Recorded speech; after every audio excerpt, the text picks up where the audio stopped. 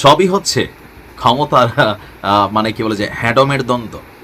শব্দটা এই কারণে বললাম যে শেখ হাসিনার পতনের আগে যে শক্তিগুলো একত্রিত ছিল রাজনীতির মাঠে, অনলাইনে, শেখ হাসিনার পতনের পর চিরমিত্ররা চিরশত্রুতে পরিণত হয়ে গেছে।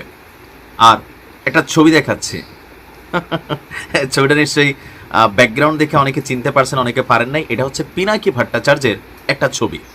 এখন পিনাকি ভট্টাচার্যের এই পাছাওয়ালা ছবি কেন সামনে আসলো বা কে পোস্ট করলো, ক্যাপশন থেকে বুঝতে পারছেন জুলকারনাইন শায়ের, আল জাজিরার সাংবাদিক। তবে তাকে আবার কথিত সাংবাদিক, সেনাপ্রধানের সাংবাদিক, বিভিন্ন ধরনের ট্যাগ দিয়া একটা ন্যারেটিভে কিন্তু তৈরি করেছেন পিনাকিদা। তারপর পিনাকিদাকে এক হাত নিয়েছে জুলকারনাইন শায়ের। আসলে এই অনলাইন কিংদের মধ্যে একটা আধিপত্য বিস্তারকে কেন্দ্র করে আমরা দেখছি যে গেল কয়েকদিন যাবৎ যে যারে পারতেছে, যেমনে পারতেছে, মানে যার যার ভাষা অনুযায়ী বাংলা, খাস বাংলা, ইংরেজি, ফরাসি, হ্যাঁ, সব কিছু দিয়া যে যারা পারতেছে ওয়াস্ট করতেছে, আর জাতি হিসেবে আমরা বিনোদন নিচ্ছি। এখন পিনাকি ভট্টাচার্য একটা ভিডিও প্রকাশ করেছে 1971 সালে শহীদের সংখ্যা কত। তো তিনি বললেন যে 2000। আর এরপরে এই বিষয়টা নিয়ে রাজনীতির মাঠে নতুন একটা ঝড় উঠেছে। শুধুমাত্র আওয়ামী লীগ না, বিভিন্ন জন বিভিন্ন রকমের বক্তব্য দিয়েছেন।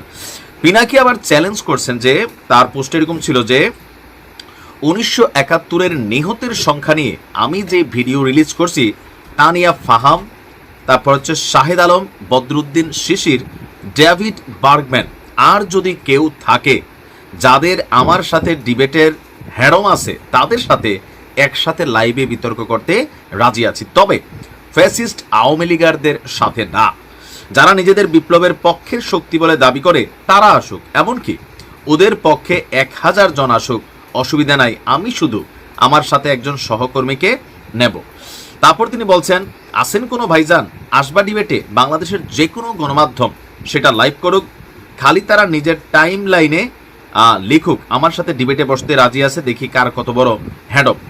তো এই হ্যাডমসে জুলকারনাইন শায়ের তিনি আবার তার লেখনের মাধ্যমে পিনাকিকে তার হ্যাডম দেখিয়ে দিয়েছেন। যে তিনি বলছেন যে ডিবেট হয় সমানে সমানে, তোমার মতন এমন একটা ছবি যদি ওদের কারু থাকতো তাইলে একটা ব্যাপার আছিল, ভদ্রলোকের লগে কি আর খাটাইশের ডিবেট সাজে, ধুত বেড়া ফোট।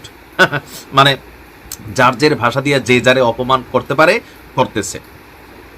এখন এই গেল 1 বছরে এই যে শক্তিগুলোর মধ্যে ভাঙন, রাজনৈতিক শক্তি বলেন, অনলাইন কিংদের হ্যাডম দেখানোর শক্তি বলেন, জাতি আসলে কি করতেছে? জাতি মজা নিচ্ছে, কারণ এক একজনের নির্দিষ্ট এক একটা অনুসারী দল আছে। তো একদল পিনাকিদারা বলতেছে, দাদা আপনি কিন্তু একদম জয় বাংলা করে দেন। আবার জুলকারনাইন শায়ের আরেক গ্রুপ বলতেছে, ভাই এই খাটাসটা কিন্তু সারা যাবে না, ওই ইঞ্চি টিঞ্চির কি হিসাব টিসাবও আছে।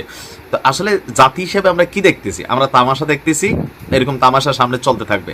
ভালো থাকুন।